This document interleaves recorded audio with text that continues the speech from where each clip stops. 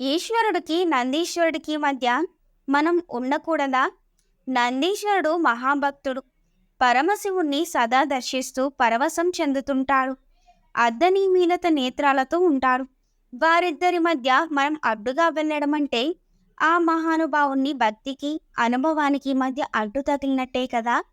అందుకనే నందీశ్వరుని కొమ్ముల మధ్య నుంచి సదాశివుణ్ణి సేవించాలంటారు. అలా చేయడం వల్ల ఇటు నందికి, అటు శివునికి అడ్డం ఉండదు కనుక మనకు వారికి కూడా ఇబ్బంది ఉండదు.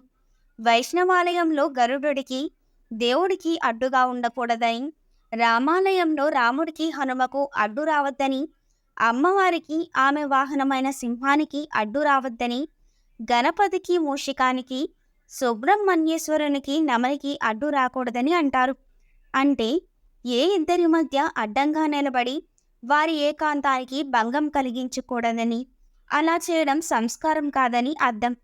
ఇది ఆలయ సంప్రదాయంగా మొదలైన తర్వాతి రోజులలో సామాజిక మర్యాదగా కూడా మారింది.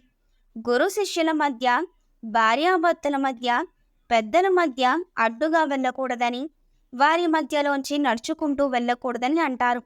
ఏదైనా సద్గోష్ఠి జరిగేటప్పుడు మధ్యలో లేచి వెళ్ళడం మర్యాద కాదు. బంతి భోజనానికి కూర్చున్నప్పుడు కూడా మధ్యలో లేచి వెళ్ళకూడదు. ఒకవేళ తప్పనిసరి పరిస్థితిలో వెళ్లాల్సి వస్తే వినయంగా వంగి నమస్కరించి అనుమతి తీసుకొని వెళ్ళడం మర్యాద. అలాగే గోష్ఠి మధ్యలో రావాల్సి వస్తే వినయంతో వంగుతూ వచ్చి నమస్కరించి కూర్చోవడం సంప్రదాయం. వంగడం ఎందుకంటే వీలైనంత వరకు సదాసదులకు తక్కువ ఇబ్బంది కలిగించడానికి.